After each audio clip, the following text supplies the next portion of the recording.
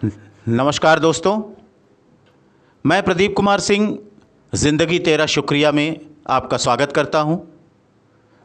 जैसा कि मैंने आपसे वायदा किया है कि हम आपके बीच एक उद्देश्यपरक कहानी लेकर के आते रहेंगे। अपनी उसी वायदे को निभाने के लिए मैं एक बार फिर से आप सबके बीच उपस्थित हूं।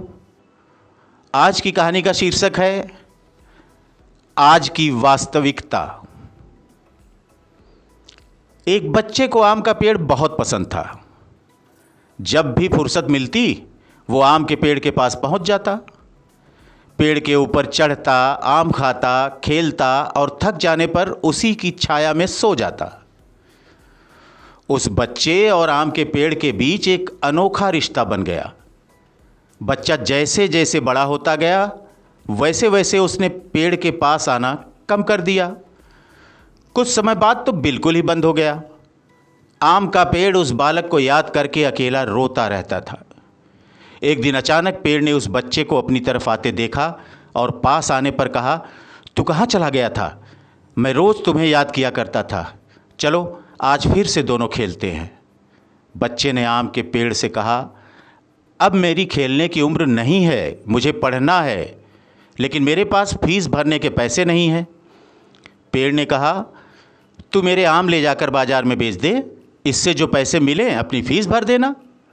उस बच्चे ने आम के पेड़ से सारे आम तोड़ लिए और उन सब आमों को लेकर वहाँ से चला गया। उसके बाद फिर कभी दिखाई नहीं दिया। आम का पेड़ उसकी राह देखता रहा। एक दिन वो फिर आया और कहने लगा, मुझे नौकरी मिल गई है, मेरी शादी हो चुकी है, मुझे मेरा अपना घर बनाना है, इसलिए मेरे पास अब पैसे नहीं हैं। आम के पेड़ ने कहा, तू मेरी सभी डालियों को काट ले, उन्हें ले जाकर अपना घर बना ले। उस जवान ने पेड़ की सभी डाली काट डाली और लेकर चला गया। आम के पेड़ के पास अब कुछ नहीं था।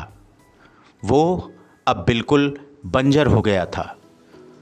कोई उसे देखना भी नहीं चाहता था।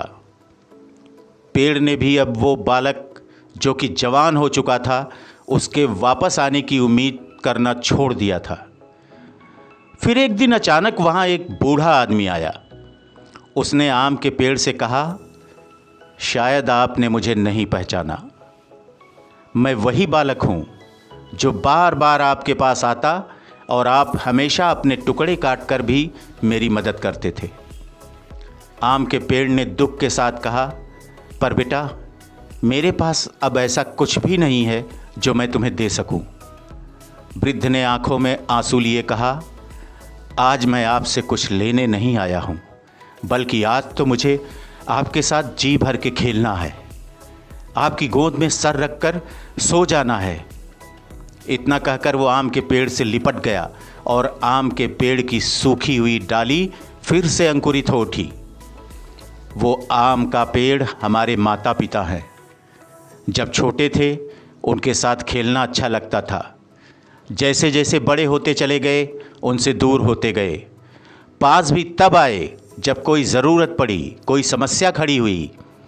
आज कई माँ बाप उस बंजर पेड़ की तरह अपने बच्चों की राह देख रहे हैं। जाकर उनसे लिपटें, उनके गले लग जाएं, फिर देखना वृद्धावस्था में उनका जीवन फिर से अंकुरित हो उठेगा। तो दोस्तों, ये थी आज की कहानी। इसी तरह के तमाम उद्देश्यपरक, शिक्षाप्रद और बेहतरीन कहानियाँ लेकर के हम आपके पास आते रहेंगे, आपको कहानियाँ सुनाते रहेंगे। आपको बस एक काम करना है, कहानी को ध्यान से सुनें, उसे पसंद आए तो लाइक करें और सब्सक्राइब करें। जल्दी ही आपसे फिर मुलाकात होगी एक नई रोचक, प्रेरणादायक, शिक्षाप्रद कहानी के साथ। नमस्कार।